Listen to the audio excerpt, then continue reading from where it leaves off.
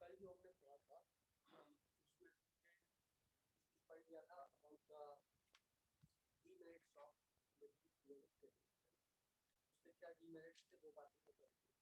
Position of position of position of electrolyte और not clear position of isotope position of isotope was also not clear। तो 12 13 14 यदि हम Mendeleev का classification देखें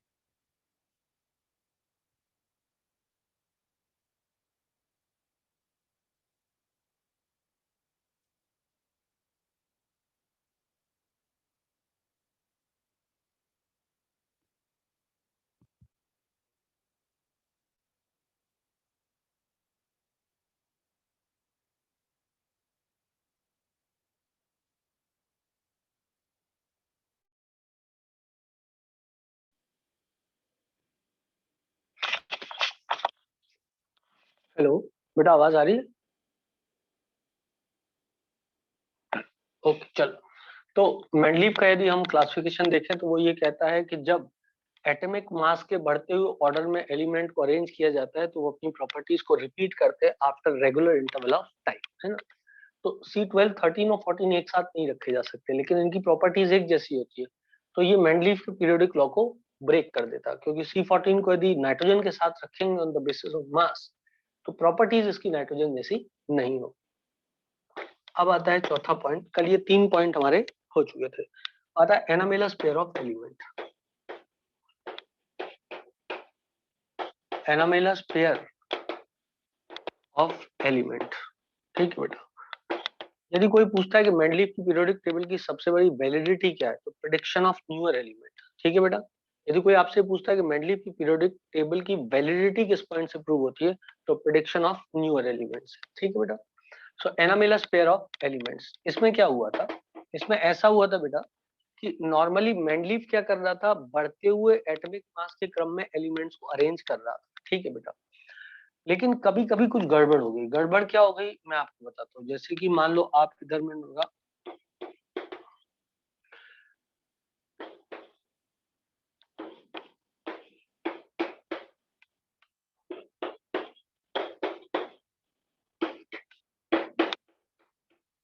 अब यदि देखा जाए बेटा तो आर्गन का जो मास है पोटेशियम से ज्यादा होता है, लेकिन आर्गन पहले आता है टेबल में, पोटेशियम बाद में आता है। टेलुरियम का जो मास है आयोडीन से ज्यादा होता है, लेकिन टेलुरियम पहले आता है और आयोडीन बाद में आता है। ये सल्फर ग्रुप में आता है, मतलब ऑक्सीजन फैमिली में आता है, और ये आता है हेलोजेंस में। पर इसको आगे क्यों रखा फिर? मतलब टेलुरियम का यदि मास ज्यादा था तो उसको मतलब और आगे की साइड रखते, इसको पीछे क्यों रखा टेबल में? तो कारण ये कि इसकी प्रॉपर्टी ऑक्सीजन सल्फर से मिलती थी, इसलिए उस ग्रुप में इसको रखना पड़ा। अनफॉर्चुनेटली जब उसको इस ग्रुप में रखा तो पता लगा कि टेलुरियम का जो मास है वो आयोडीन से ज्यादा है। अब यदि ऐसी कहानी हो जाएगी कि टेलुरियम का मास जो है वो आयोडीन से ज्यादा, टेलुरियम 127.5 होता है, टेलुरियम का मास 127.5 है, आयोडीन का 127 है। अब यदि आप टेबल में देखोगे तो आयोडीन बाद में आता है और टेलुरियम पहले आता है, तो ये तो मेंडलीव के पीरियोडिक लॉ का ब्रेक हो गया। एनामेलस का मतलब क्या होता है? उल्टा सुल्टा। एनामेलस को हिंदी में यदि आप वर्जन देखोगे तो लिखते हैं उल्टा सुल्टा, मतलब जो हो रहा था उसका उल्टा हो गया था। मतलब एक्चुअली बढ़ते हुए मास के क्रम में नहीं अरेंज करके ये तो रिवर्स बात हो गई, मास घट रहा था। क्लियर है बेटा? क्या बात समझ में आ रही है सब लोग को? उसकी टेबल में बढ़ते हुए मास के ऑर्डर में रखा गया था, लेकिन टेलुरियम का मास तो आयोडीन से ज्यादा है, तो टेलुरियम पहले क्यों रख दिया? रखा तो इसलिए कि प्रॉपर्टी उसकी ऑक्सीजन फैमिली से मिलती थी, लेकिन वो लॉ का तो ब्रेकेज हो गया। इसी प्रकार आर्गन और पोटेशियम का मास हम देख सकते हैं 39.9, ये याद नहीं करने मास 39.1। थोरियम और प्रोक्टेनियम का मास देख सकते हैं 232, 231, 232, 231, और कोबाल्ट और निकेल देख सकते हैं 58.9 और 58.6।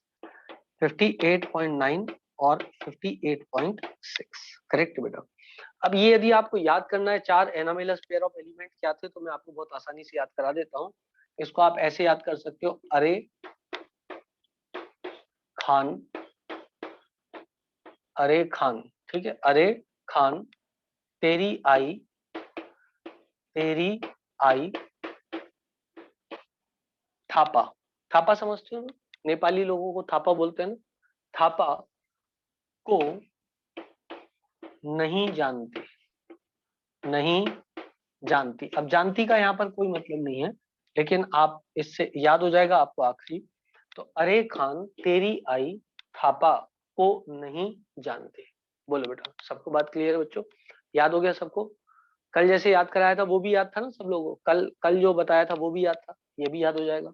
अरे खान तेरी आई थापा को नहीं जानते। कल मैंने आप लोगों को याद कराया था, याद करो, इक्का वाला। इक्का वाला सब लोग को याद है? इक्का वाला बढ़िया बताया था मैंने आपको, है ना? क्या बोला था मैंने आपसे? जीजा या था साली जीजा ठरकी है। याद आया तुम लोग? ठरकी कौन था? मन था। अब हमको पता है सिलिकॉन किस ग्रुप में आता है। सॉरी, ये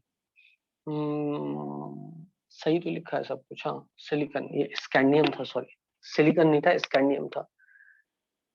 साली जीजा ठरकी है, क्लियर है बेटा? वो मतलब ब्रदर इन लॉ, जो भी हो, आप समझ गए होगे मैं क्या कहने की कोशिश कर रहा हूँ। ये कहाँ आता था? बोरॉन में, ये सिलिकॉन में, ये एल्युमिनियम में। इन सब के आगे इक्का लगा हुआ था, है? फिर करेक्शन ऑफ न्यूअर वेट, हाँ बिल्कुल सही, पियाबू। पियाबू किसका था?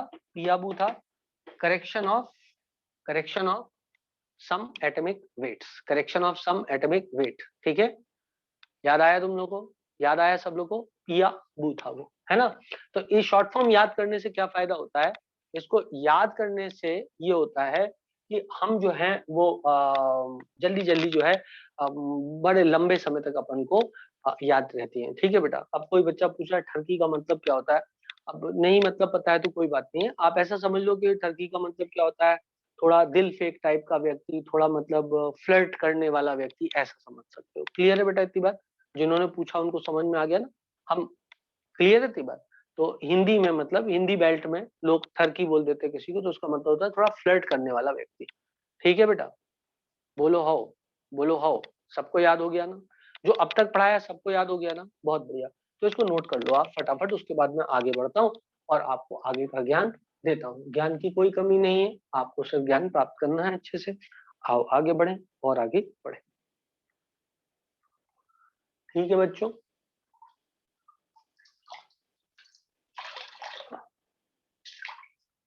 नाउ मैं इसको मिटा देता हूँ। कल आप ये पॉइंट लिख ही चुके थे, आज एक ही पॉइंट लिखा आपने, एनामेलस पेयर ऑफ एलिमेंट वाला। ये पॉइंट भी बहुत इंपॉर्टेंट है, पूछते हैं एनामेलस पेयर ऑफ एलिमेंट वाला। कौन सा इनमें से एनामेलस पेयर का पार्ट नहीं था? एनामेलस पेयर ऑफ एलिमेंट का मतलब क्या था? That was a break to the Mendeleev periodic law itself, है ना? उसने हायर वेट का एलिमेंट पहले रख दिया था और लोअर वेट का एलिमेंट बाद में रख दिया था। मजबूरी ये थी कि प्रॉपर्टीज भी तो मिलानी थी। तो इसलिए हायर वेट का एलिमेंट पहले रखना पड़ा और लोअर का बाद में रखना पड़ा। So that was breakage of Mendeleev periodic law itself. चलो खैर, we said that the elements are arranged in accordance with their increasing atomic masses। पर यहाँ तो लग रहा था कि एलिमेंट का मास इंक्रीज नहीं हो रहा है आगे बढ़ने पर, वो तो डिक्रीज हो रहा है, तो लॉ ही ब्रेक हो गया। ठीक है? पर ऐसा 4 जगह ही हुआ, बाकी में वो सक्सेसफुल था। उसने टोटल 63 एलिमेंट्स को अरेंज किया था और कुछ गैप्स छोड़े थे, तो बाकी जगह ही वो सक्सेसफुल, लेकिन कुछ जगह पर उसका प्रॉब्लम भी हुआ था। ठीक है बेटा? चलो आगे बढ़ते हैं और आगे ज्ञान की बातें करते हैं। मेंडलीव की बुराइयों की बात करें तो हाइड्रोजन की पोजीशन को नहीं बता पाया था, लेंथनाइट एक्टिनाइट की प्रॉपर पोजीशन नहीं रख पाया था, आइसोटोप्स की प्रॉब्लम थी, एनामेलस पेयर ऑफ एलिमेंट्स की प्रॉब्लम थी। ठीक है? अब तक 4 प्रॉब्लम हम मेंडलीव की पढ़ चुके हैंगे। अब चलते हैं बेटा, like elements were placed in different group. मतलब ऐसे एलिमेंट जिनकी प्रॉपर्टीज एक जैसी थी उन्हें अलग ग्रुप में रख दिया गया था। Like elements were placed in different groups. In fact ये आज तक ऐसा ही है। जो एग्जाम्पल है, इसमें एग्जाम्पल देते हैं एयू एंड प्लेटिनम का।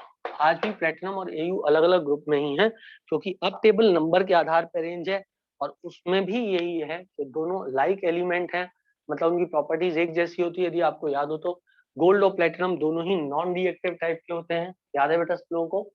गोल्ड और प्लेटिनम दोनों ही नॉन रिएक्टिव टाइप के होते हैं, है ना, एक जैसी प्रॉपर्टीज होती है उनकी। तो ये मेंडलीफ की पीरियोडिक टेबल का भी फ्लॉ है, मॉडर्न पीरियोडिक टेबल में भी इनको अलग अलग ही रखा हुआ है, ठीक है। Like element were placed in different group, और एक और था, unlike element were kept together, unlike elements were kept in same group.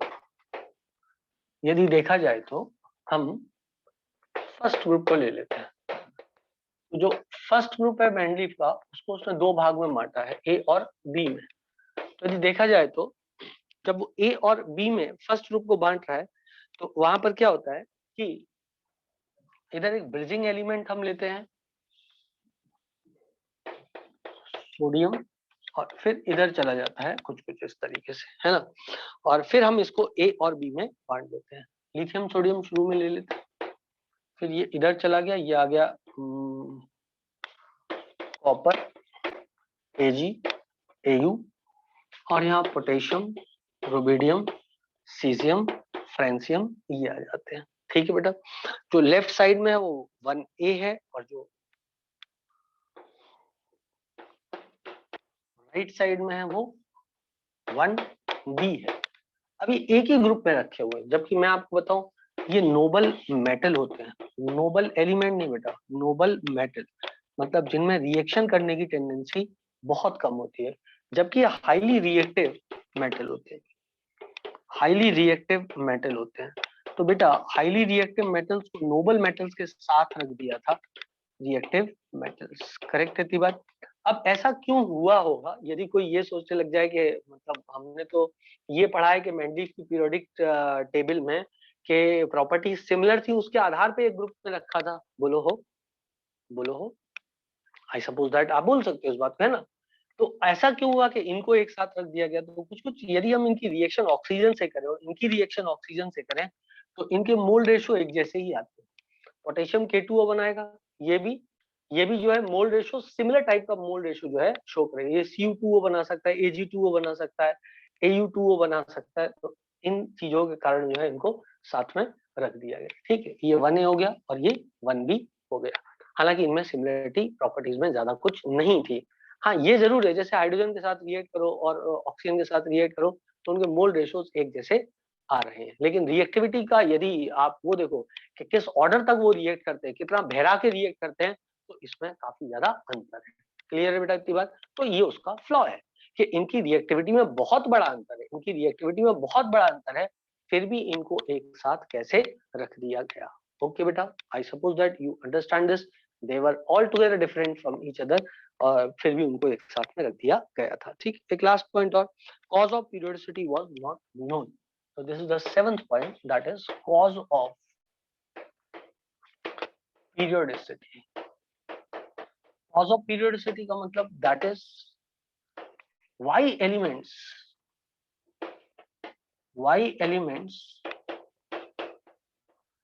tends to repeat their properties. आज हमको पता है कि एलिमेंट इसलिए अपनी प्रॉपर्टी को रिपीट करता है कि उसकी वैलेंस शेल में एक जैसे ही इलेक्ट्रॉन होते हैं, सोडियम, पोटेशियम, रुबिडियम, लिथियम, इन सब के वैलेंस शेल में एक एक इलेक्ट्रॉन होता है, तो इसलिए उनकी प्रॉपर्टीज हमको एक जैसी दिखाई देती है, उनकी वैलेंस शेल में सेम नंबर ऑफ इलेक्ट्रॉन्स होते हैं, उनके इलेक्ट्रॉनिक कॉन्फ़िगरेशन एक जैसा होता है, इसलिए आपको सिमिलरिटी ऑफ प्रॉपर्टी दिखाई देती है। लेकिन मेंडलीफ की पीरियोडिक टेबल में तो इस चीज की बात ही नहीं हो रही है, एटॉमिक नंबर की बात ही नहीं हो रही है, वो तो एटॉमिक मास की बात कर रहा है, तो वो कॉज ऑफ पीरियोडिसिटी भी नहीं बता पाया था कि पीरियोडिसिटी मतलब प्रॉपर्टीज अपने आप को रिपीट क्यों करती है। उससे ये बोला कि रिपीट करती है, लेकिन क्यों करती है इसके बारे में ही वाज साइलेंट, ठीक है बेटा। एक क्वेश्चन का जवाब मैं आपको यहाँ पर दे दूं, क्योंकि मैं बार बार भूल जाता हूँ। एक बच्चे ने मुझसे पूछा ग्राउंड स्टेट क्या होता है, तो ग्राउंड स्टेट का मतलब होता है लोअर एनर्जी स्टेट, ठीक है बेटा, GROUND, ग्राउंड स्टेट है ना, लोएस्ट एनर्जी स्टेट, करेक्ट है इतनी बात। तो जैसे हाइड्रोजन में ग्राउंड स्टेट क्या होगी, लेवल 1, जैसे हाइड्रोजन की बात करें तो उसमें क्या होगा, लेवल 1 ग्राउंड स्टेट होगी। सोडियम की बात करूं तो सोडियम में 1s2 2s2 2p6 2s2 2p6 3s1, तो वहां पर ग्राउंड स्टेट क्या होगी, वहां पर थर्ड शेल में इलेक्ट्रॉन प्रेजेंट है, ये ग्राउंड स्टेट है। अब ये नहीं कह सकते जो इलेक्ट्रॉन यहाँ प्रेजेंट है वो एक्साइटेड स्टेट में है, क्योंकि वो तो तीसरा इलेक्ट्रॉन, वो तो मतलब 11वां इलेक्ट्रॉन है जो बाहर प्रेजेंट है, तो जो भी नेचुरल स्टेट मिलती है उसे हम ग्राउंड स्टेट बोलते हैं। नेचुरली यदि आप इलेक्ट्रॉन भरोगे सोडियम के अंदर तो सोडियम में इलेक्ट्रॉन कैसे बनेंगे, 1s2 2s2 2p6 3s1। 1s2 का मतलब फर्स्ट शेल में s में 2 इलेक्ट्रॉन, तो फर्स्ट शेल में s में 2 इलेक्ट्रॉन। 2s2 2p6 का मतलब सेकंड शेल में, क्योंकि इसका क्वांटम नंबर भी 2 है, इसका भी 2 है, तो सेकंड शेल के s में 2 और p में 6, तो ये हो जाएगा 2s2 2p6 और टोटल इलेक्ट्रॉन कितने हो जाएंगे 8। थर्ड शेल की बात करूं तो यहाँ हो जाएगा 3s1 और यही है ग्राउंड स्टेट, क्योंकि ये नेचुरल स्टेट है जो मिल रही है। बोलो बेटा, क्लियर थी बात? हाँ ना बोलना पड़ेगा, हाँ ना बोलना पड़ेगा। जो नॉर्मल स्टेट आपको मिलती है वही है ग्राउंड स्टेट। अब सवाल ये उठता है क्या क्रोमियम और कॉपर में जो एक्सेप्शन था अबाउ के रूल का, क्या वो ग्राउंड स्टेट है कि नहीं? वो भी ग्राउंड स्टेट है, क्योंकि मैं आपको एक बताऊं, अबाउ के रूल का exception is not the exception of energy rule. मतलब एनर्जी रूल का एक्सेप्शन नहीं है, ऐसा इस तरीके से अपन ने इलेक्ट्रॉन को अरेंज किया कि लोएस्ट एनर्जी, तो वो एक्सेप्शन है इसलिए कि लोएस्ट एनर्जी स्टेट एक्सेप्शन में मिलती है। याद करो आप लोग, याद करो आप लोग, मैंने एक्सचेंज एनर्जी का कंसेप्ट बताया था आपको। तो उस एक्सचेंज एनर्जी के कंसेप्ट में मैंने आपको ये बात बताई थी कि एक्सचेंज एनर्जी कंसेप्ट में बात बताई थी कि एनर्जी रिलीज ज्यादा हो जाती है then energy absorb during the excitation of the electron, therefore that was the ground state. तो बेटा यदि कोई आपसे ये पूछ ले कि ये जो कॉपर में या क्रोमियम में इलेक्ट्रॉनिक कॉन्फ़िगरेशन मिलती है 4s1 3d5 या कॉपर में मिलती है 4s1 3d10, क्या ये ग्राउंड स्टेट है? तो हाँ ये ग्राउंड स्टेट है। Even exception of about rule जो भी हैं 20-22 एक्सेप्शन हैं वो सब ग्राउंड स्टेट ही हैं। समर्थ आपने मेरे को ध्यान से सुन लिया बेटा? हाँ बिल्कुल बिल्कुल बिल्कुल। समर्थ ने पूछा है do electrons have different ground states? बिल्कुल बेटा, डिपेंड करता है कि वो इलेक्ट्रॉन किस एलिमेंट में प्रेजेंट है। जो लोएस्ट एनर्जी स्टेट किसी के लिए है वही उसकी ग्राउंड स्टेट होती है। क्लियर है बेटा इतनी बात? जो लोएस्ट एनर्जी स्टेट पॉसिबल है वो ग्राउंड स्टेट होती है। जैसे आप सोडियम में बोलो कि इलेक्ट्रॉन को नीचे ले आओ, तो नीचे नहीं ला सकते, वो उसकी ग्राउंड स्टेट नहीं होगी, वो एक्साइटेड स्टेट एक तरीके से हो जाएगी। कारण उसका क्या होगा कि जब आप इलेक्ट्रॉन को नीचे लाओगे तो नीचे के इलेक्ट्रॉन इतना ज्यादा रिपल्शन करेंगे, जैसे कि कोई बच्चा ये बोल दे सर फर्स्ट शेल में यदि 3 इलेक्ट्रॉन आ जाए तो क्या वो ग्राउंड स्टेट होगा या एक्साइटेड स्टेट होगा? उसको हम एक्साइटेड स्टेट बोलेंगे, क्योंकि 2 से ज्यादा पॉसिबल ही नहीं है। यदि आपने तीसरा इलेक्ट्रॉन वहां घुसाया तो जो नेचुरली आपको एनर्जी मिल सकती थी लोएस्ट एनर्जी ना मिलके हाइयर एनर्जी मिल जाएगी। नहीं तो फिर अपन क्या करते, 11 के 11 इलेक्ट्रॉन एक ही ऑर्बिटल में ठूस देते, लेकिन इतना ज्यादा रिपल्शन आता कि वो भाग जाते। क्या बात समझ में आ रही है कुछ? पहले मुझे सुनो, क्वेश्चन मत पूछो, पहले मुझे सुनो, क्वेश्चन मत पूछो, ठीक? जैसे कि आप अपने घर में, मान लो आपका घर है, 4 कमरे का घर है, काफी होते हैं 4 कमरे, और उसमें 8 लोग रहते हैं, पर यदि उसी में 80 लोग ठूस दिए जाए तो क्या वो स्टेबिलिटी से रह सकते हैं? वो नहीं रह सकते हैं। तो वो स्टेबिलिटी से कब रहते हैं? जब वो पूरे मोहल्ले में रहते हैं। समझ रहे हो बात को? आपके आस पड़ोस के घरों में सब में फैले हुए हैं, वो है ग्राउंड स्टेट। यदि सबको ला करके एक साथ रख दिया जाए तो भले वो न्यूक्लियस के पास हो, लेकिन इतना रिपल्शन होगा, इतना रिपल्शन होगा कि कचरा हो जाएगा। इसलिए सब लोग फैले हुए रहते हैं। क्लियर है बेटा इतनी बात सब लोगों को? क्लियर थी बात? फैल के जो लोएस्ट एनर्जी स्टेट क्रिएट हो सकती है उसको कहते हैं ग्राउंड स्टेट। चलो इसको ठोक दो। तो मैंने आपके दिमाग पे कंसेप्ट क्लियर कर दिया ग्राउंड स्टेट को लेकर के। जैसे कोई पूछे सोडियम में ग्राउंड स्टेट क्या 1s2 2s2 2p6 3s1 है? बिल्कुल that is the ground state, क्योंकि वही लोएस्ट एनर्जी स्टेट है। तो नॉर्मल इलेक्ट्रॉनिक कॉन्फ़िगरेशन हम लिखते हैं वो एनर्जी रूल्स के हिसाब से ही लिखी जाती है और वही ग्राउंड स्टेट होती है। अबाउ के रूल में एक्सेप्शन ही इसलिए होता है क्योंकि वहां पे एनर्जी अबाउ के रूल को तोड़ के कम हो रही थी, इसलिए exception of about rule is not a exception of energy. तो इसलिए बेटा वो ग्राउंड स्टेट ही माना जाएगा 4s1 3d5 4s1 3d10। I suppose that सबको बात समझ में आ गई है। मिटा दूं मैं इसको? आना बोलना पड़ेगा, या तो बोलो मिटाऊं या तो बोलो नहीं मिटाओ। मिटा दूं बच्चों? जल्दी से इसको आप नोट करो, जल्दी से नोट करो, पढ़ाना बहुत सारा है और आपको पता है समय बहुत कम है। तो ग्राउंड स्टेट का कंसेप्ट सबको क्लियर हो गया? कल की क्लास यदि चाहो तो आप लोग अटेंड कर लेना। जहां तक मेरा ख्याल है मैं 11 बजे क्लास ले लूंगा सुबह आपकी, और 11 से 1 बजे तक मैं आपको पढ़ा दूंगा। कोई भी बच्चा इस गलतफहमी मत रहना कि इस दौरान जो मैं पढ़ाऊंगा वो टेस्ट में आएगा, बिल्कुल भी नहीं।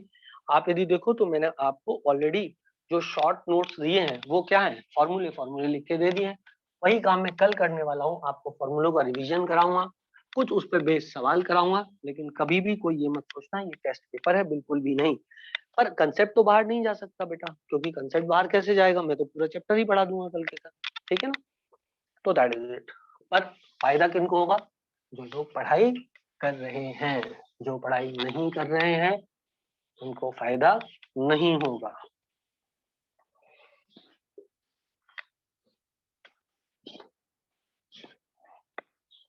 आज एक बात और हुई है, जो मैंने आपको नोट्स बना के भेजे ना बेटा, उस नोट्स में मैंने एक जगह स्टार मार्क लगाया। कोई ये गलत फहमी मत पाल लेना कि इस पे स्टार मार्क लगाया मतलब ये वाला तो टेस्ट में आएगा ही आएगा।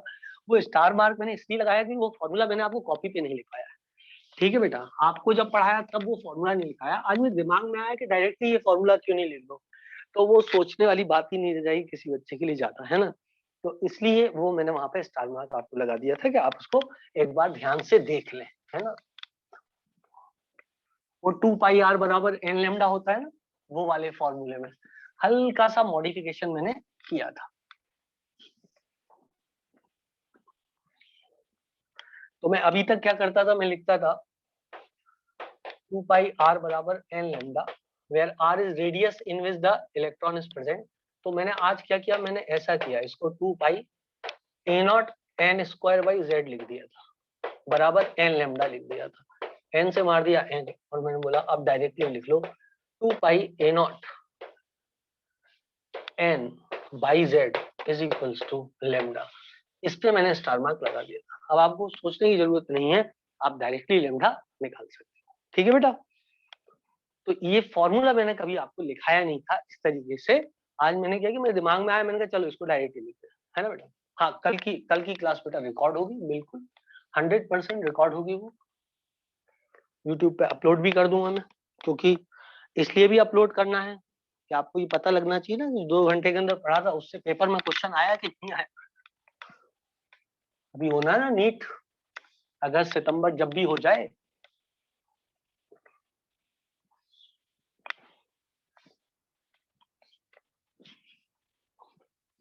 चलो बेटा, अब बच्चों आगे की कहानी और पढ़ते हैं।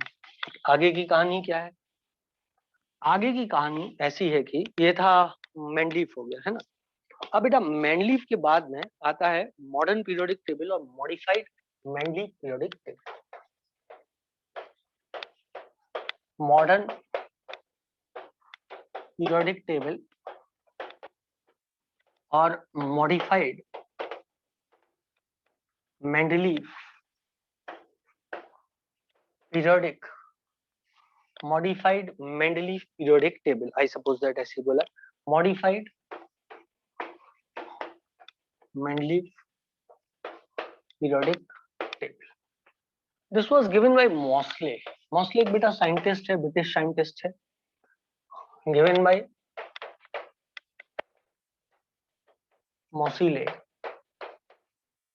इसने क्या किया था, इसने जो है वो एक तरीके से फास्ट मूविंग इलेक्ट्रॉन्स को बम्बार्ड किया मेटल शीट्स पे। और होता क्या था, जब ये मेटल शीट्स पे फास्ट मूविंग इलेक्ट्रॉन को बम्बार्ड करता था, तो मान लो ये मेटल है और इधर से फास्ट मूविंग इलेक्ट्रॉन्स आ रहे हैं, तो ऑब्वियसली इनके पास में बहुत सारी काइनेटिक एनर्जी होगी। तो वो अंदर जब भी किसी इलेक्ट्रॉन को लगेंगे, इनर शेल में या आउटर शेल में किसी इलेक्ट्रॉन को जब भी वो लगेंगे, इनर में भी लग सकते हैं और आउटर में भी लग सकते हैं, लेकिन कंसेप्ट क्या था, कंसेप्ट ये था ये इलेक्ट्रॉन आए और इनर शेल के किसी इलेक्ट्रॉन को उखाड़ के लेकर। ये पॉसिबल है कि नहीं, यदि हम किसी आम के पेड़ पे पत्थर मारे तो किस आम के टूटने की प्रोबेबिलिटी है, जो सबसे लूजली बाउंड है या जो टाइटली बाउंड है, या कोई भी टूट सकता है, या कोई भी टूट सकता है। कायदे की बात यह है कि जो नहीं, नहीं कोई भी टूट सकता है, कायदे की बात है, कायदे की बात है। देखो बेटा, आपको शायद आप जो है, मैं आपको बताता हूँ, मेरी बात ध्यान से सुनो, मेरी बात ध्यान से सुनो। द थिंग इज दैट यदि मान लो आम के पेड़ पे 10 आम है, 1 2 3 4 5 6 7 8 9 10, ठीक। और आपने यहाँ से एक सूत के पत्थर मारा, आपने यहाँ से सूत के एक पत्थर मारा, कोई जबरदस्त तरीके से बंधा हुआ है और कोई कम बंधा हुआ है, करेक्ट है। क्या प्रोबेबिलिटी है इसके टूटने की, क्या प्रोबेबिलिटी है इसके टूटने की? तो प्रोबेबिलिटी के नियम ये कहते हैं कि प्रोबेबिलिटी कितनी होती है, यदि आप टॉस करोगे, यदि आप टॉस करोगे तो what is the probability of head और टेल? It is 1/2, 1/2। तो यहाँ प्रोबेबिलिटी क्या होगी, यहाँ प्रोबेबिलिटी क्या होगी? 1/10। तो इसकी भी 1/10 और इसकी भी 1/10। पहले बोलो हाउ, बोलो हाउ। मैथ समझ में आया? अब मैं इस मैथ्स को विड्रॉ करता हूँ क्योंकि फिलहाल मेरा उद्देश्य मैथ सिखाना आपको नहीं है। खैर आगे बढ़ते हैं, इसको यहां से मैं मिटा देता हूँ। तो बच्चों क्या होता था कि जब मॉसले ने ये इलेक्ट्रॉन देके मारा खूब लपक स्पीड से, तो कोई भी इलेक्ट्रॉन जा सकता था। जब अंदर का इलेक्ट्रॉन कोई चला गया, जैसे इसने मारा, ये अंदर का इलेक्ट्रॉन इजेक्ट हो गया, तो अंदर जगह खाली हो गई बेटा। तो अंदर क्या हुआ, जगह खाली हो गई। बोलो बेटा, जैसे ही अंदर जगह खाली हुई, जैसे ही अंदर जगह खाली हुई, मतलब किसके पास जगह खाली हुई? न्यूक्लियस के पास। मतलब किसके पास जगह खाली हुई? न्यूक्लियस के पास जगह खाली हुई। जैसे आप कैरा को ले लो, तो कैरा का दोस्त कौन है? कैरा का दोस्त कौन है बेटा, तुम लोग को पता है क्या? मेरे को पता नहीं है एक्चुअली। मेरा नाम मत लेना please, I am not Kabir. Kabir, okay Kabir और शाहिद, नहीं नहीं, चलो छोड़ो। पिक्चर से ले रहे हो तुम लोग, मैं रियल लाइफ में पूछ रहा था। चलो कोई बात नहीं, मुझे भी नहीं पता, तुम्हें भी नहीं पता, हार्डली मैटर्स। मान लो कैरा का दोस्त जो है वो कबीर है। मान लो कैरा का दोस्त कबीर है, ठीक है। समाउ कबीर जो है वो किसी और के साथ चला गया, मतलब वो फॉरेन चला गया, कैरा को छोड़ करके, कैरा को छोड़ करके वो फॉरेन चला गया। तो क्या आप बच्चे उसकी तरफ लपकने वाले हो, मतलब जिससे कि वो स्थान को आप भर दो? यस, यस, लड़कियों ने भी यस बोला है, मतलब वो इतनी सुंदर इतनी प्यारी है कि लड़कियों ने भी यस बोला है। Very nice, very nice. In fact जब आप भाग रहे होगे उस तरफ, तो आपको पता लगेगा कि सर भी साइड में भाग रहे हैं और सर की बीवी उनके पीछे पीछे चप्पल लेकर के आ रही है। आई सपोज दैट कि आपको बात पूरी समझ में आ गई होगी, ठीक है ना बेटा? तो क्या होता है कि ये जो इलेक्ट्रॉन यहाँ से गया न्यूक्लियस के पास से, तुरंत ऊपर वाला इलेक्ट्रॉन नीचे कूदेगा, तुरंत ऊपर वाला इलेक्ट्रॉन नीचे कूदेगा। और जब वो नीचे कूदेगा बेटा, तो कुछ वेवलेंथ इमिट होगी। आप ये कंसेप्ट जानते हो, स्पेक्ट्रम आप पढ़ चुके हो। और वो वेवलेंथ एक्सरे, वो वेवलेंथ जो इमिट हो रही थी, इलेक्ट्रोमैग्नेटिक रे जो इमिट हो रही थी, वो एक्सरे के रूप में इमिट हो रही थी। तो wavelength emitted when the high moving, when the fast moving electrons were bombarded on the metal plate, X-rays were emitted. अब उसका मैकेनिज्म क्या रहा होगा वो तुम लोगों को समझ में आ गया कि नहीं आ गया?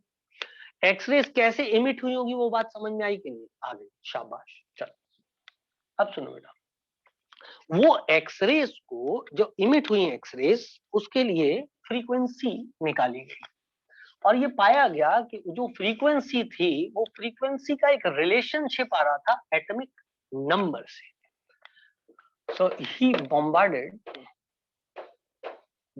bombarded fast moving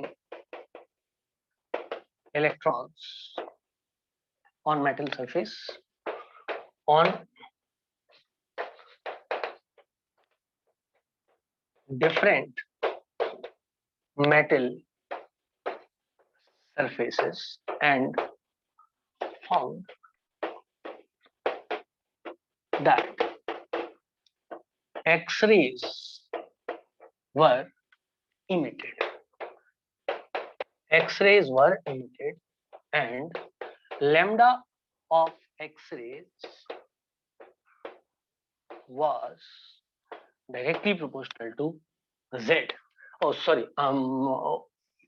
Frequency of X-ray, nu मतलब frequency. Frequency of X-ray was directly proportional to Z. जो फ्रीक्वेंसी था एक्सरे का वो डायरेक्टली प्रोपोर्शनल था किसके? जेड के। क्या इतनी बात सबको क्लियर है बेटा? देखो मेरी बात को ध्यान से सुनना, मेरी बात को ध्यान से सुनना। यदि बेटा जेड ज्यादा है किसी का, तो क्या ये अट्रैक्शन ज्यादा है बच्चों? हाँ ना बोलना पड़ेगा। जेड ज्यादा है तो क्या अट्रैक्शन ज्यादा है? हाँ ना बोलना पड़ेगा। जेड मतलब प्रोटॉन ज्यादा है तो अट्रैक्शन ज्यादा है। तो ऊपर का इलेक्ट्रॉन नीचे ज्यादा बहरा के आएगा, ऊपर का इलेक्ट्रॉन नीचे की तरफ ज्यादा बहरा के आएगा। ऑब्वियस सी बात है, ऑब्वियस सी बात है। यदि यह हाइड्रोजन हो कभी, तो 13.6 और 3.4 का अंतर है, तो एनर्जी का अंतर सिर्फ 10.2 इलेक्ट्रॉन वोल्ट का है, लेकिन इसकी जगह इसको हीलियम कर दिया जाए तो एनर्जी का अंतर जो है 4 गुना बढ़ जाता है बच्चों। क्या तुम्हें मेरी बात समझ में आ रही है? क्या तुम्हें मेरी बात समझ में आ रही है? एक प्रोटॉन से आपने 2 प्रोटॉन कर दिए, जेड स्क्वायर के डायरेक्टली प्रोपोर्शनल, तो एनर्जी का अंतर 10.2 इंटू 4 हो जाएगा, मतलब एनर्जी का अंतर बढ़ गया। मतलब जेड बढ़ने से फ्रीक्वेंसी भी बढ़ेगी। बोलो हो, हाँ ना बोलना पड़ेगा, हाँ ना बोलना पड़ेगा। z बढ़ने से फ्रीक्वेंसी बढ़ेगी। और क्या यदि मैं बोलूं कि under root of nu is directly proportional to z, will you buy this fact? क्योंकि क्योंकि क्या हो रहा है, जो डेल्टा ई है, जो डेल्टा ई है, तुम्हें बात समझ में नहीं है, तुम्हें बात समझ में नहीं है। ये बात तो तुमने माना कि ये जो एनर्जी है डेल्टा ई की वैल्यू है, क्या वो जेड स्क्वायर के डायरेक्टली प्रोपोर्शनल है? आना बोलना पड़ेगा। जो डेल्टा ई की वैल्यू है जेड स्क्वायर के डायरेक्ट, अरे यार बोलो ना यार। और तुमको पता है ये एच न्यू होता है delta E directly proportional to Z square. तो क्या मैं बोल सकता हूँ h is a constant, constant को हटा दिया, प्रोपोर्शनलिटी का निशान बना रहने दिया, तो क्या under root of nu is directly proportional to Z? बोलो हाउ, बोलो हाउ। समझ में आया? एटॉमिक स्ट्रक्चर में जो पढ़ा था उससे समझ में आया? क्लियर है, क्लियर है, क्लियर है। देखो बेटा, जब यहाँ हाइड्रोजन था तो 10.2 था, लेकिन जब हाइड्रोजन की जगह हीलियम लिया तो यही डिफरेंस जो है ये -27.2 और 6.8, इन दोनों के बीच का जब आप डिफरेंस देखोगे तो डिफरेंस आपको कितना दिखाई देगा? 4 गुना ज्यादा आपको डिफरेंस देगा। दिखाई शायद 4 गुना नहीं हो रहा है, कुछ मैं गलती कर रहा हूँ क्या? 27.2, हाँ मैं गलती कर रहा हूँ ना, इधर ये अलग हो जाएगा, 13.6 इंटू 4 हो जाएगा, 54.4 हो जाएगा, करेक्ट है। अब 4 गुना अंतर दिखाई दे रहा होगा। बोलो बेटा, डबल नहीं है बच्चे, डबल नहीं है बच्चा, डबल नहीं है बच्चा, 4 गुना। आना बोलना पड़ेगा, आना बोलना पड़ेगा, ठीक है, 4 गुना है। तो ये बात तुम्हें समझ में आई, frequency is directly proportional to Z, इसका मतलब under root of nu is directly proportional to Z. हो गया, हो गया, हो गया। अब बेटा उसने क्या किया, इसकी पूरी इक्वेशन दी, उसने बोला nu is equal to A Z minus B, A Z minus B, ये पूरी इक्वेशन उसने दे दी। Where A and B are constant, where A and B are constant, जहां पर ए और बी कांस्टेंट होते थे। इनफैक्ट ए लिख दूं यहाँ पर यदि जगह हो तो, A was equal to under root of R C n2 square minus n1 square upon n2 square n1 square. याद करना हो करो, नहीं करना हो मत करो। फिजिक्स में कभी आ जाए तो आ जाए, केमिस्ट्री में नहीं आएगा। फिजिक्स आईआईटी में ये क्वेश्चन आ चुका है और कईयों को पसीने छूट गए इस क्वेश्चन को पढ़ने में। So a is equal to under root R C n2 square minus n1 square upon n2 square n1 square, जहाँ पे n2 अपर लेवल है, n1 लोअर लेवल है। क्या बात समझ में आ रही है? क्या बात समझ में आ रही है? A and B are constant, A की वैल्यू क्या होती है? Under root of R C n2 square minus n1 square upon n2 square into n1 square. याद हो जाएगा क्या? कोई बड़ी बात है क्या याद करना? I don't think so, it is a बड़ी बात, इट इज अ छोटी बात, है ना। बी क्या होता है? B is equals to 1 for K line, B is equals to 7.4 for L line. K line का मतलब जब भी इलेक्ट्रॉन फर्स्ट लेवल पे कूदता है, K line electron jumps first level. अब देखना बेटा, कभी कभी आप लिटरेचर पढ़ोगे ना तो आपको के अल्फा, के बीटा, के गामा मिल जाएगा। अब तुम मुझे बताओ के अल्फा का मतलब कहाँ से कहाँ तक जम, लगे तो सही कुछ पढ़ाने का फायदा हो रहा है। ये बातें बेटा बड़े से बड़े तुर्रम खानों को नहीं, मतलब बड़े से बड़े पढ़ने वालों को, पढ़ाने वालों को नहीं होती पता। आप बताओ के अल्फा का मतलब कहाँ से कहाँ जंप हुआ? शाबाश, पूर्विशा ने एकदम सही बोला, 2 से 1 जंप हुआ। कहाँ से कहाँ जंप हुआ? 2 से 1 जंप हुआ। के बीटा का मतलब क्या होगा? के बीटा का मतलब क्या होगा? 3 से 1, बहुत बढ़िया, बहुत बढ़िया, 3 से 1 एकदम सही। अब गामा डेल्टा सब समझ गए ना? गामा डेल्टा सब समझ गए ना? अच्छा, एल लाइन, एल लाइन में एल अल्फा का मतलब क्या होगा? एल अल्फा का मतलब क्या होगा? कोई बच्चा बता दे दो। वाह वाह वाह, क्या सही बताया। 3 से 2, 3 से 2 एल लाइन, के शेल एल सेल, के एल एन ओ पी। अरे हाना बोलना पड़ेगा यार, हाना बोलना पड़ेगा यार। के अल्फा, के बीटा, के गामा समझ में आया? ऐसे ही L alpha, L beta, L gamma भी समझ में आया ना? ये कई बार आपको लिटरेचर मिल जाता है, बच्चों को हवा नहीं लगती कि इसका मतलब क्या है ना। So K line electron jumps to first level, K alpha 2 to 1, K beta 3 to 1, K gamma 4 to 1. L line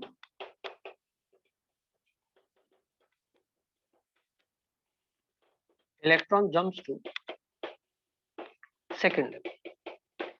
L alpha 3 to 2. L beta 4 to 2. L gamma 5 to 2. That is it. ठीक है, कर लो बेटा, कर लो बच्चों इसको जल्दी से, बहुत जल्दी से। इस पूरे एक्सपेरिमेंट से उसने क्या पाया वो मैं आपको बताता हूँ।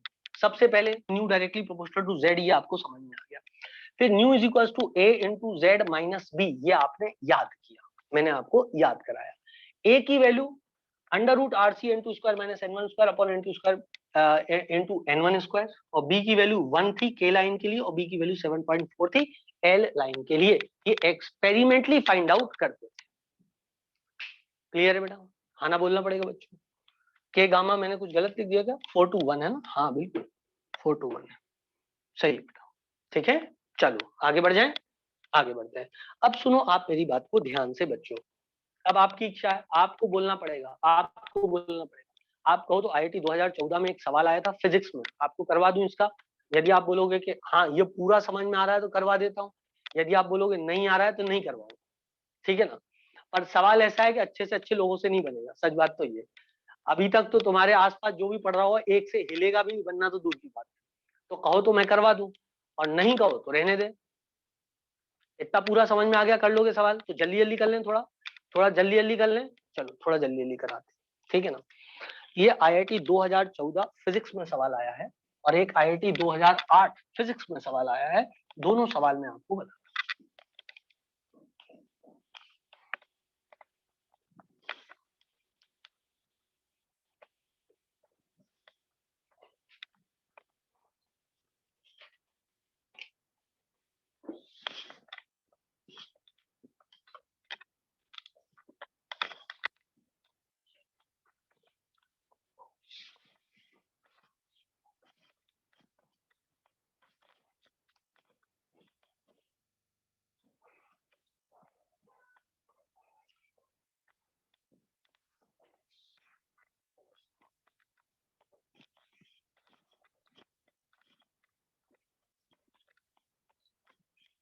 बहुत पहलवानी करनी पड़ती है भाई। पंखा चला देता हूँ तेज। हाँ, क्या सवाल था बताओ? If z, find z if x-ray of nu is equals to 4.2 into 10 की power 18 hertz.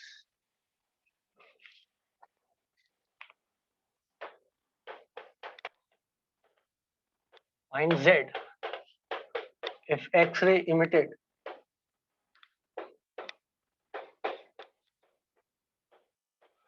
by metal is equal to 4.2 into 10 की power 18 hertz.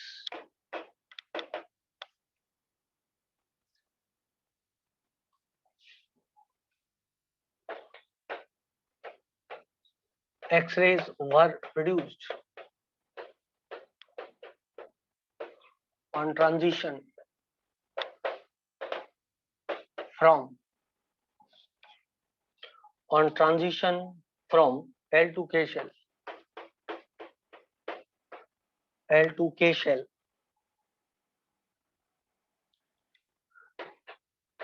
in a certain target material, in a certain target material. ये एक question हुआ। इस question पे आप थोड़ा विचार करो जब तक मैं दूसरा क्वेश्चन लिख रहा हूं, जिससे कि मेरा समय थोड़ा बचेगा और मैं आगे बढ़ जाऊंगा। दूसरा है, if lambda copper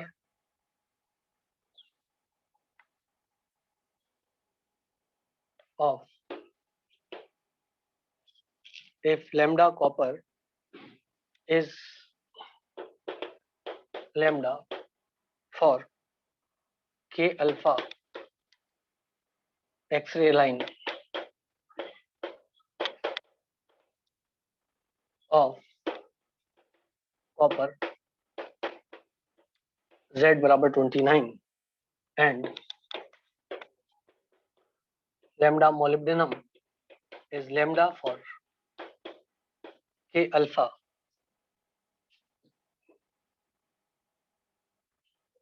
and lambda molybdenum is, इसका मतलब वेवलेंथ होगा, है ना बेटा, भाषा नहीं लगती। If lambda copper is wavelength for K alpha comma X-ray line of copper and K K alpha X-ray line of copper for K alpha X-ray line of copper, इसको ब्रैकेट में कर देता हूं तो सही रहेगा। And lambda molybdenum is wavelength for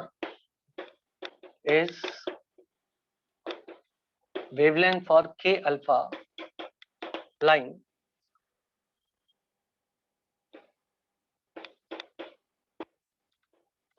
X-ray line of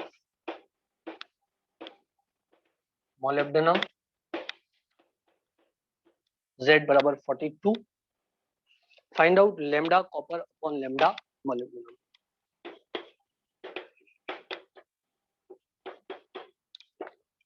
पहला वाला क्वेश्चन बेटा, हमें क्या निकालना था, Z निकालना था, है ना। तो फॉर्मूला क्या लगता, nu under root is equals to Z A, nu under root is equals to Z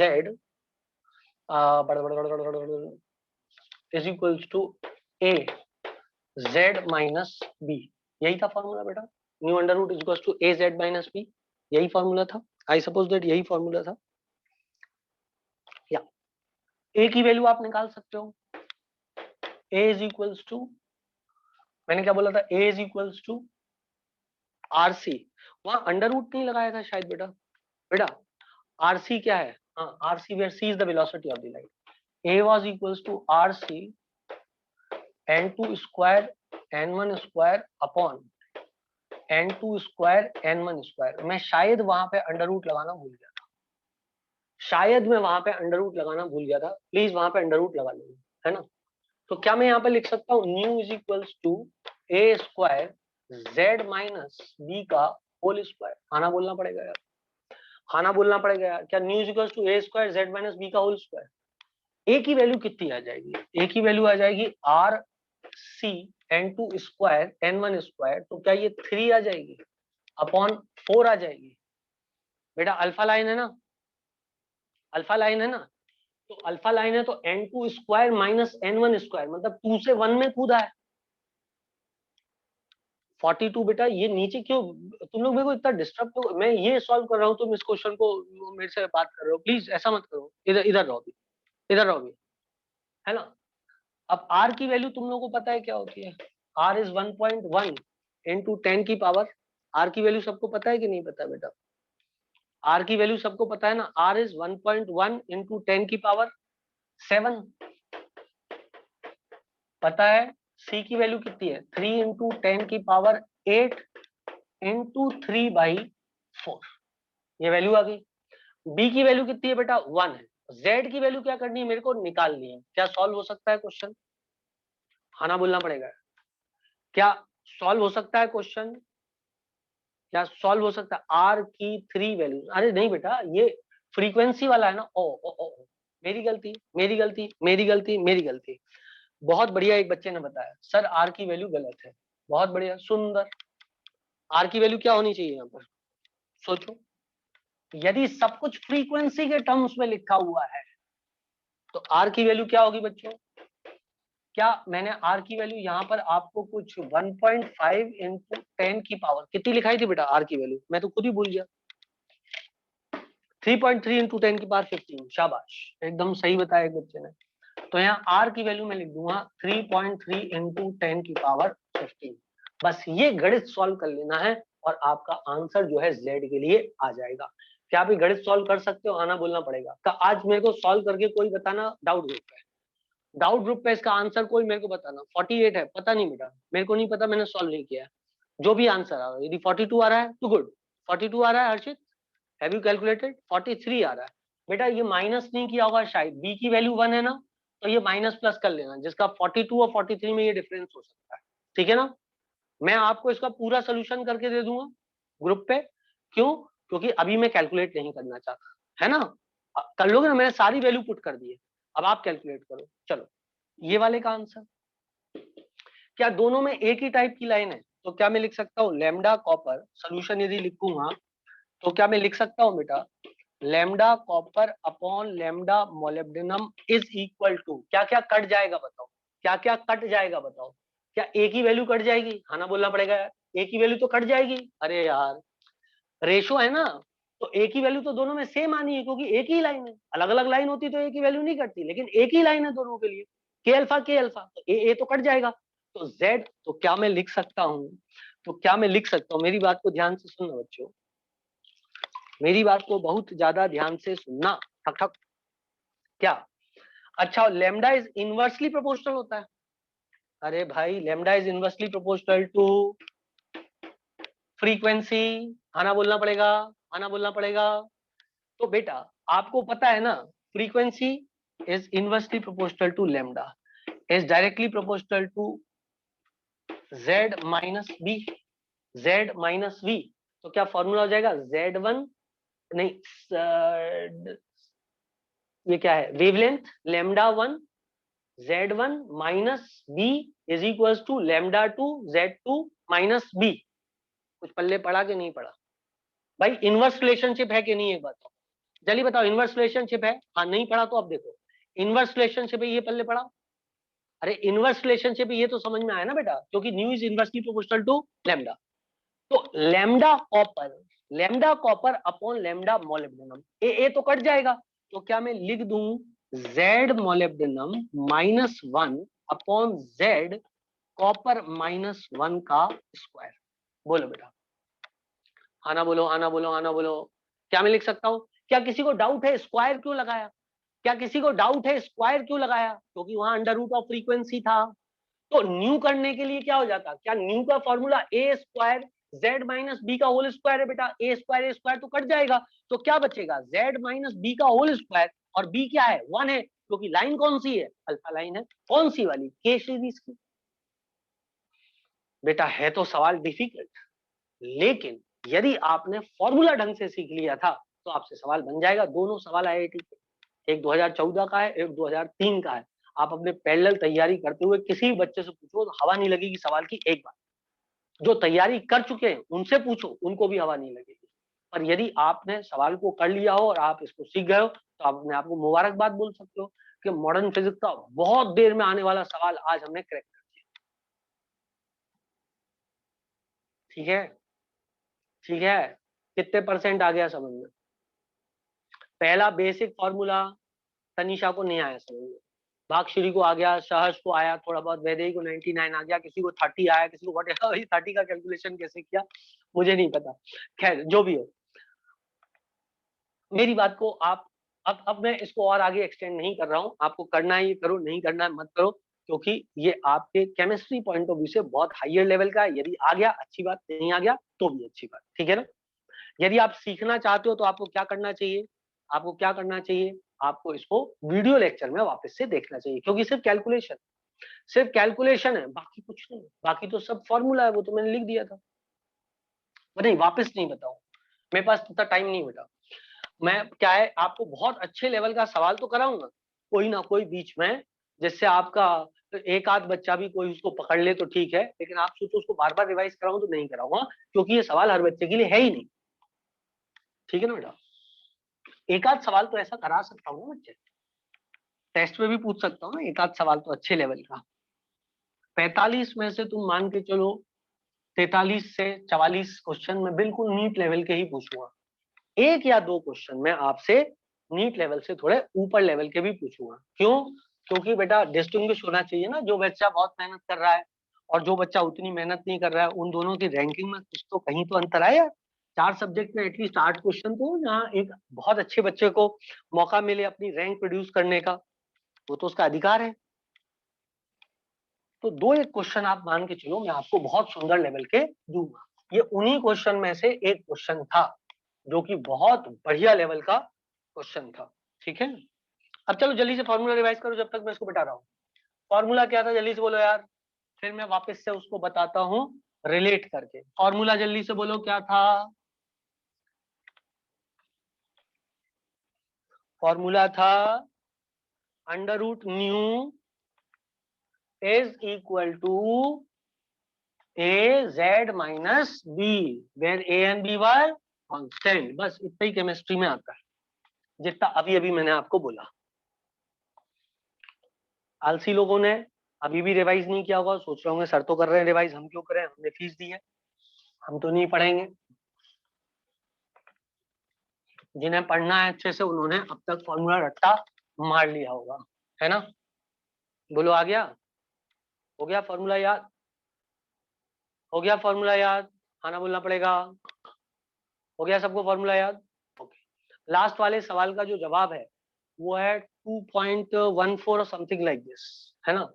42 का स्क्वायर अपॉन 29 का स्क्वायर, ये आएगा 42 का स्क्वायर अपॉन 29 का स्क्वायर। अब देखता हूं मैं कौन बच्चा 8:30 बजे दोनों सवाल के सुंदर सुंदर सोल्यूशन बना के भेजता, ठीक है। कोई ये चैलेंज लेता है इन दोनों सवालों के सुंदर सोल्यूशन बना करके जो भेजेगा, तो मैं समझ जाऊंगा कि इसको समझ में आ, ठीक है, ठीक है। और जो मेहनत करेगा वो आगे बढ़ेगा, जो नहीं करेगा वो उतना आगे नहीं बढ़ पाएगा, सिंपल सी बात है। चलो भाई, तो जब एक्सपेरिमेंट हुआ तो उन्होंने कहा under root of nu is equal to A Z minus B. बच्चों, तो मोस्टली ने ये कहा कि properties are more related with atomic number than the atomic mass on the basis of experiments. Mosley concluded that Mosley ने conclude किया कि Mosley concluded that properties of elements are more related to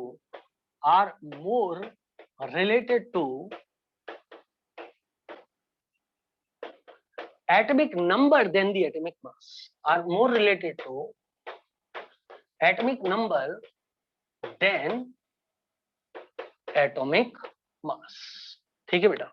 they are more related to atomic number rather than the atomic mass. क्या सबको बात clear है बेटा, आना बोलना पड़ेगा बच्चों, क्या सबको बात क्लियर है, ओके डन, ठीक। उसने ग्राफ प्लॉट किया बेटा, उसने ग्राफ प्लॉट किया, ठीक है। एक एक्सेस पे उसने मान लो पीरियोडिक प्रॉपर्टी ले ली कोई सी, और दूसरे एक्सेस पे उसने फ्रीक्वेंसी ले ली, है ना। वैसे मैंने क्या लिया था, ग्राफ प्लॉट किया किसका, फ्रीक्वेंसी और जेड का, फ्रीक्वेंसी और जेड का ग्राफ प्लॉट किया। जब ये ग्राफ प्लॉट किया बच्चों, इन्होंने जब ये ग्राफ प्लॉट किया तो इन्होंने क्या पाया, देख। यदि मैं फ्रीक्वेंसी बराबर लिख दूं ए जेड माइनस ए भी होगा, अरे यार इसको लिख लूं तो ए जेड माइनस ए भी कर सकता हूँ, आना बोलना पड़ेगा यार, आना बोलना पड़ेगा यार, बोल सकता हूँ, बोल सकता हूँ। क्या ये स्ट्रेट लाइन इक्वेशन है, क्या ये स्ट्रेट लाइन इक्वेशन है, देख ये क्या हुआ, ये एक तरीके से इंटरसेप्ट हो गया ए भी, बोलो बेटा, ये एक तरीके से इंटरसेप्ट हो गया ये भी, अरे यार खाना बोलो यार, ये एक तरीके से इंटरसेप्ट हो गया, बोलो। और ये क्या हो जाएगा, ये वेरिएबल हो जाएगा, ठीक है। ये क्या है, न्यू है। या फिर ए को मैं नीचे ही ले आऊं, ए को नीचे ले आऊं, ए कांस्टेंट है और प्रोपोर्शनलिटी से भी ग्राफ बना सकते हो, उस पर भी कोई दिक्कत की बात नहीं है, ठीक है ना।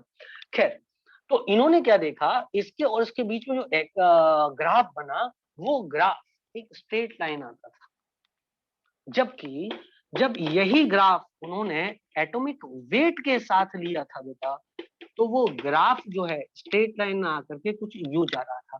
मतलब कहने का क्या हुआ, एटॉमिक वेट से फ्रीक्वेंसी इतना ज्यादा रिलेट नहीं कर रही थी जितना ज्यादा वो रिलेट किससे कर रही थी, एटॉमिक नंबर से कर रही थी। क्या आपको मेरी बात समझ में आई है। उसने क्या कहा, उसने कहा the frequency emitted was more related to the atomic number, not the atomic mass. बोलो हो, The frequency emitted was more related to atomic number, not the atomic mass, and therefore he prescribed the new periodic law. ठीक है बेटा, he prescribed new periodic law, that is properties of element are periodic function of their atomic masses, oh sorry, atomic number, not mass. उसने atomic number के आधार पे table को दे दिया. बोलो बेटा, बात क्लियर है?